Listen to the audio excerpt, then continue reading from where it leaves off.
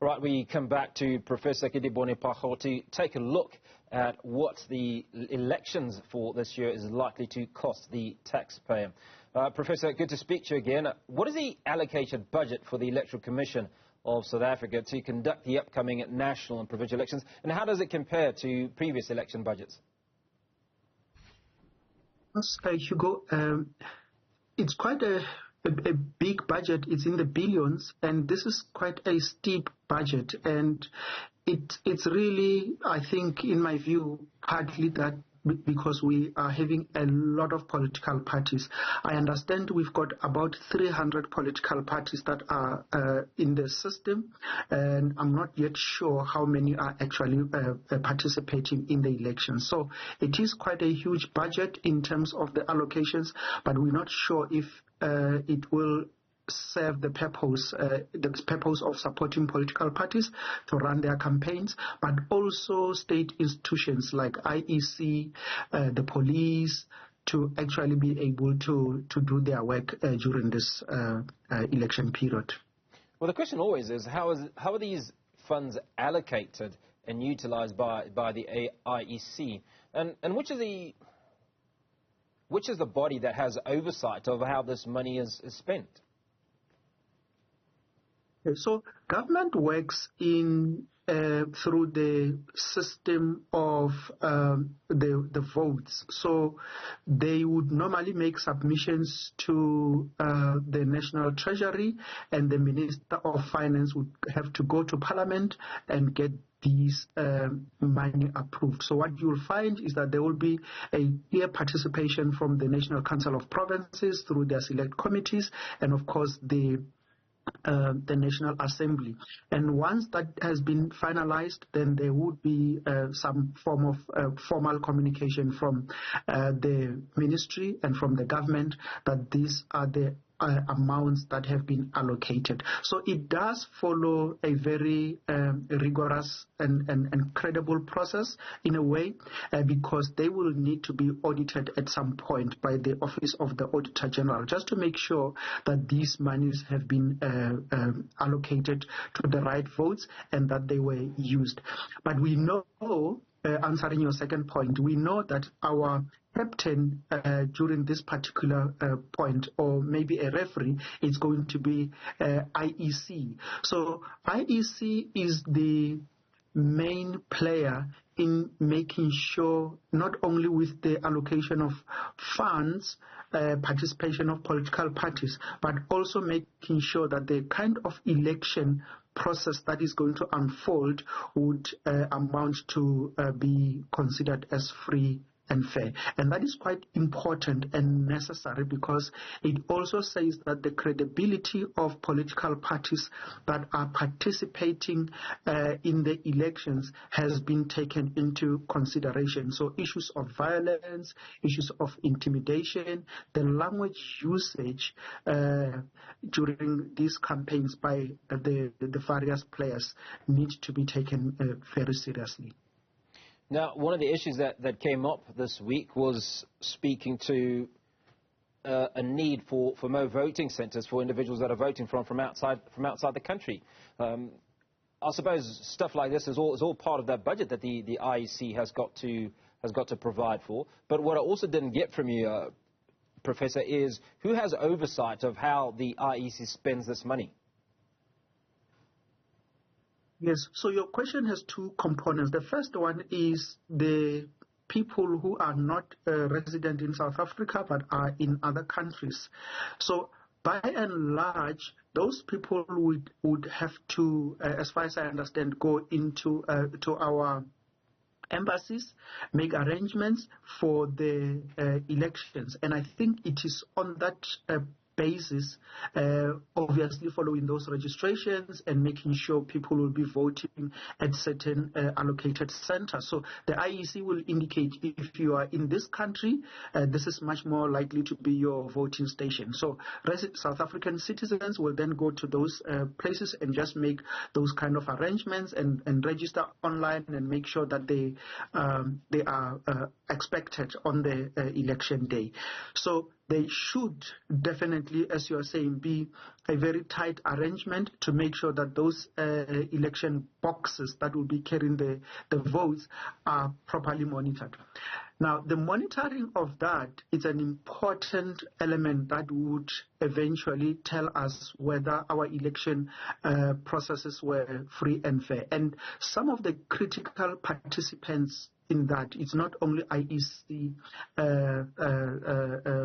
staff, but it is also political parties themselves. So they will need to have their deployees in their centers, various centers. They will also need to make sure that the transporting of these ballots is actually monitored by their own agents. So it is not just all responsibilities on the shoulders of IEC, but it is also on the shoulders of political parties themselves, so that they are able to accept the election outcome, which is what will be the most important in a process of this nature.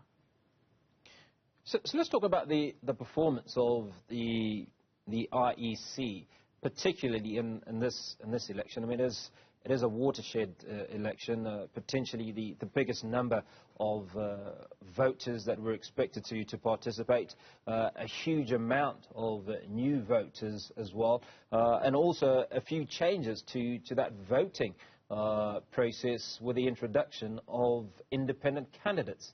Just how has the IEC done in ensuring that this process is as seamless as possible? Yes. So, Hugo, this is quite an important point you are raising, because IEC need to make sure that their refereeing is very well balanced, accommodate all the various players, in this case, the different political parties, to make sure that they are resourced, they are going to do their campaigning, and so on. So it is quite necessary that the manner in which IEC coordinates its activities, the manner in which IEC sends out communication to the various political parties is very professional and considered acceptable by many of the political parties. So we know from the past, the previous elections, that IEC, by and large, has a lot of currency, credibility. But that does not mean that there are no issues that are at play, and that IEC needs to consider those and improve, so that the future elections are getting better and better.